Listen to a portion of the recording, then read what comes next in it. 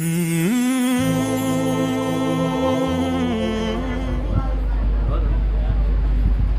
کا جواب تھوڑا سا اونچی آواز میں دے دیں تاکہ مجھے پتہ چل جائے آپ حضرات حاضر ہیں.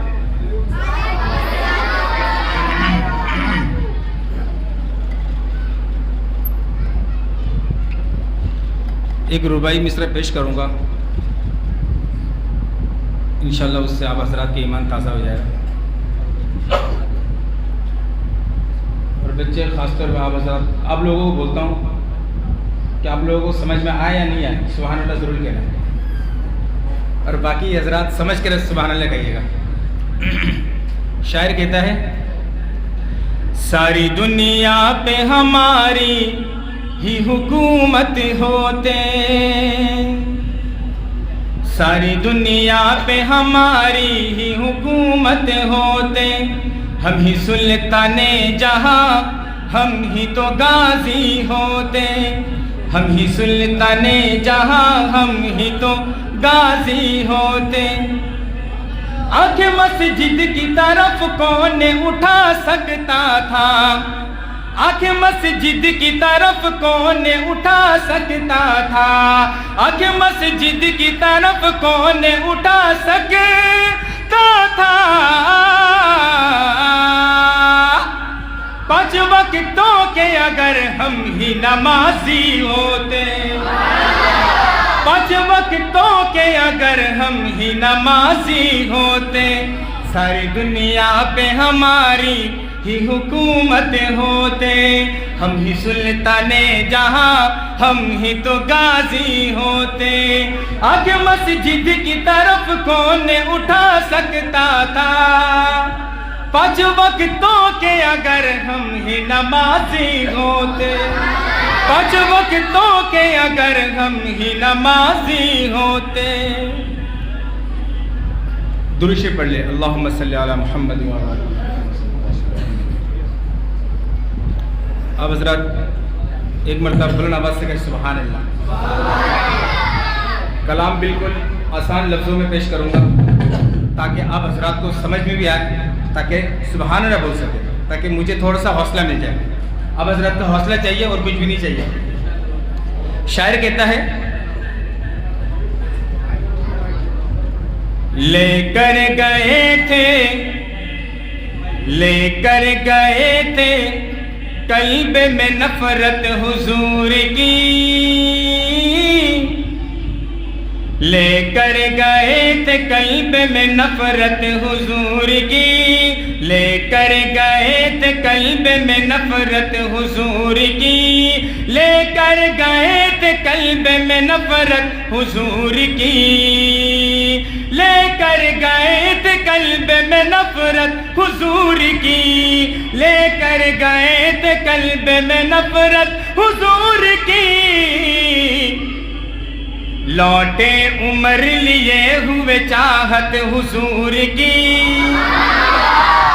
لوٹے عمر لیے ہوئے چاہت حضور کی، لوٹے عمر لیے ہوئے چاہت حضور کی، لے کر گئے تھے قلب میں نفرت حضور کی، لوٹے عمر لیے ہوئے چاہت حضور کی.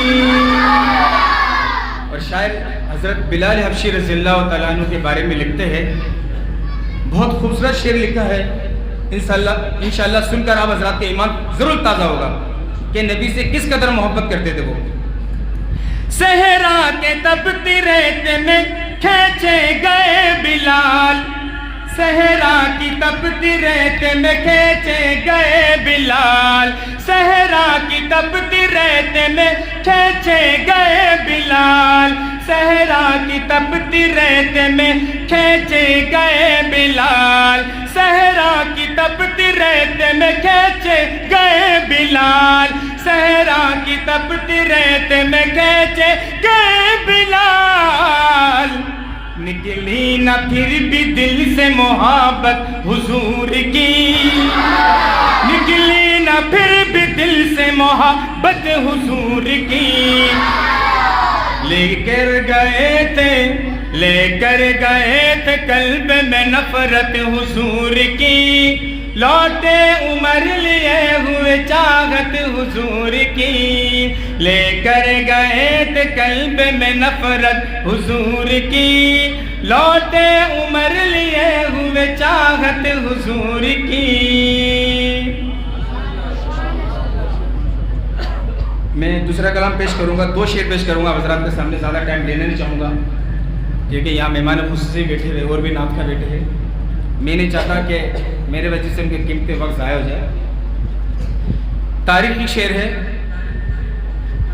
حضور اقدس صلی اللہ علیہ وسلم کی شان میں بہت خوبصورت کلام لکھا ہے، تاریخی شعر ہے۔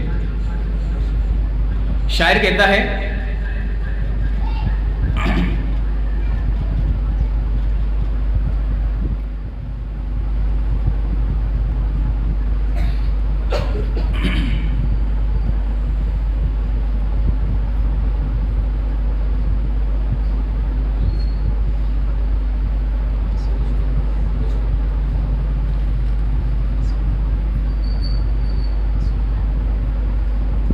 کلام جو ہے صحابہ کے اوپر ہے، میں بولنا بھول گیا تو اس لیے میں یاد کر رہا تھا کہ عنوان کیا ہے، تو صحابہ کے عظمت پر کلام ہے۔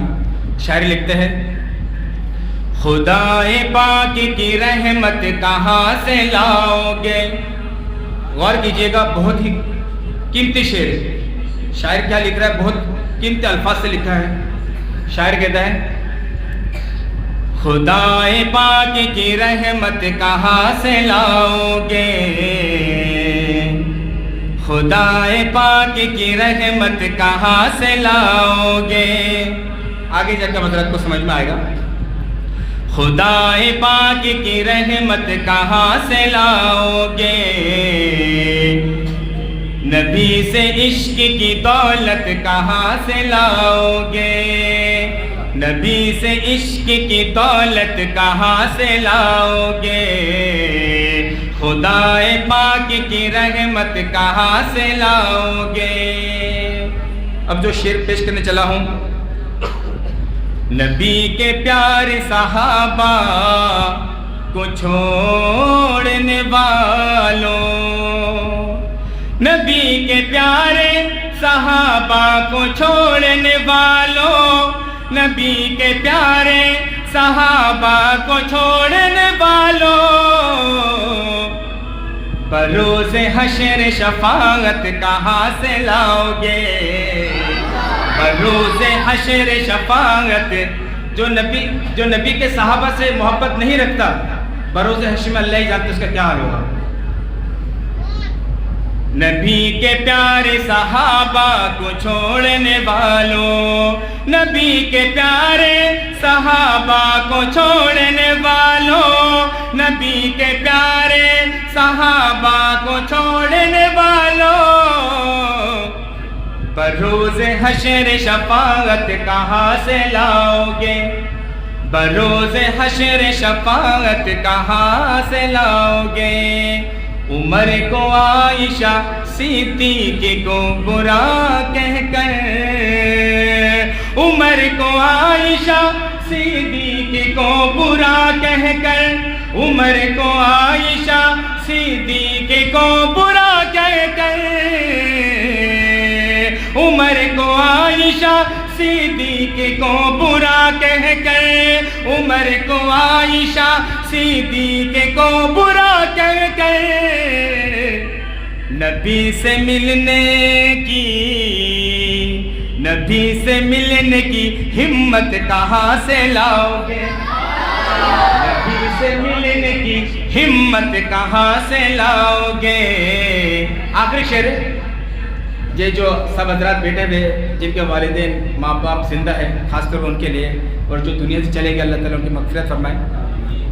جو تم نے چھوڑ دیا اپنے ماں کے قدموں کو، جو تم نے چھوڑ دیا اپنی ماں کے قدموں کو، جو تم نے چھوڑ دیا اپنے ماں کے قدموں کو،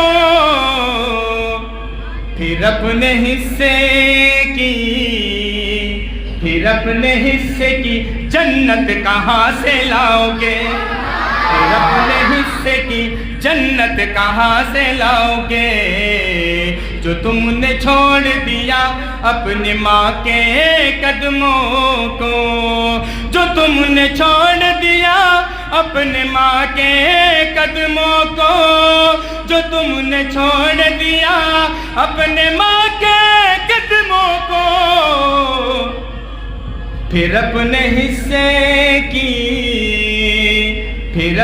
حصے کی جنت کہاں سے لاؤ گے؟